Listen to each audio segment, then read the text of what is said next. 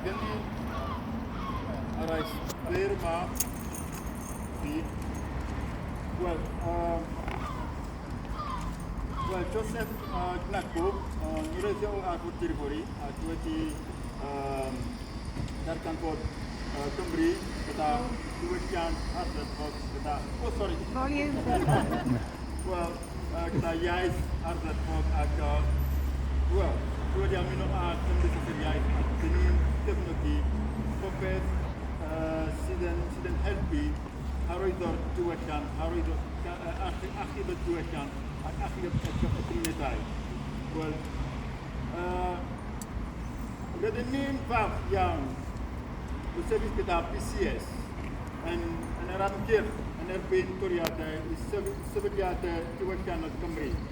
Does dim dwywaith byddai toriadau i'r Lyfrgell Genedlaethol ac Amgueddfa Cymru yn cael effaith niweidiol ar y Gymraeg a chymunedau Gymraeg. Ac felly, mae hon yn brwydr i ni yn ogystal ag i chi. Mae yna dywediad bod rhaid i ni wybod o ble rydyn ni'n dod mwyn gwybod ble rydyn ni ac felly ble rydyn ni'n mynd. Os oes toriadau i ddau o'r sefydliadau genedlaethol hynny sydd yn dangos ein hanes o ble rydyn ni'n dod i ni, ba ddyfodol sydd i Gymru a'r Gymraeg. Mae perygl bydd genedlaethau i ddod yn cael amddifadu o gyfleoedd i brofi'n hanes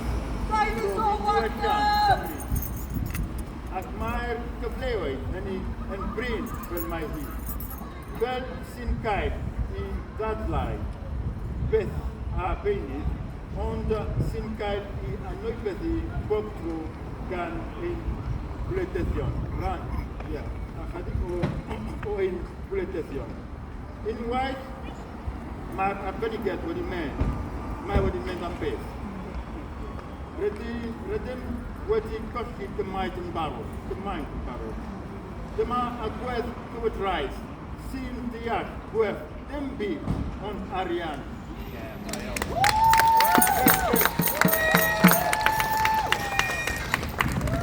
Ac yn malio dim am ein diwylliant, ein iaith, ein hanes, na'n chymunedau. Nid pwrpas y sefydliadau hyn yw i greu elw ariannol, ond un addysgu. Mae'n wir byddai'r parhau gyda'r toriadau hyn yn arbed rhywfaint o arian i'r cywydraeth, ond bydd ein diwylliant a'n iaith gymaint yn wanar o ganlyniad. Gwerth na all i fynegu mewn bunnoedd a cheiniogau. Ar ben hynny, byddai toriadau yn beryglu swyddi Gymraeg. Mae'r Lyfrgell Genedlaethol yn un o'r sefydliadau prin hynny sydd ar Gymraeg yn rhan hollol naturiol o ni.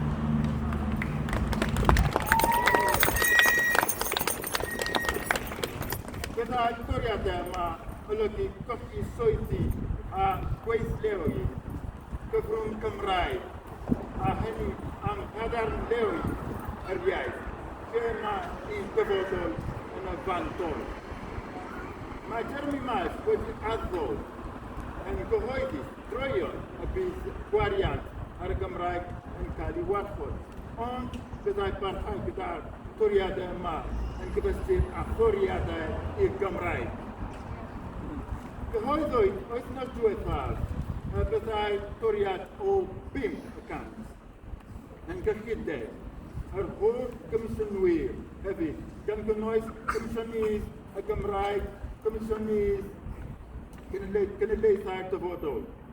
Mae Cymru a diwylliant bywiol, lle mae'r Gymraeg yn ffynnu yn un o nodau llesiant Genedlaethau'r Dyfodol, sydd dan arweiniad Comisiynydd Genedlaethau'r Dyfodol.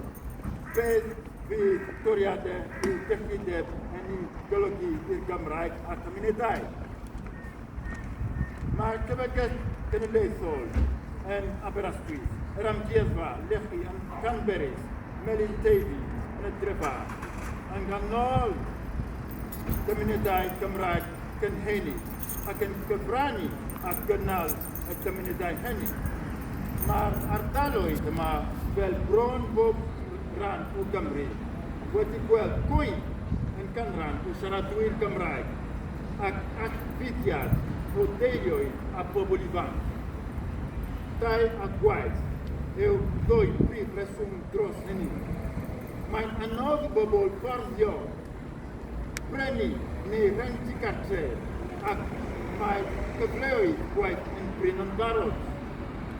Ydy'r llywodraeth wir am weithredu'r sefyllfa drwy dorri swyddi'n gymunedau yn begwth dinistrio rannau o'n hanes a diwylliant a fyddwn ni'n gweld mwy beth o bobl a bobl ifanc yn enwedig yn gorfod gadael ein cymunedau. Unwaith mae'r cymunedau hynny wedi mynd, mae nhw wedi mynd am beth. Mae'r alwad i'r llywodraeth yn glir. Peidiwch danseilio'r Gymraeg na chymunedau Gymraeg.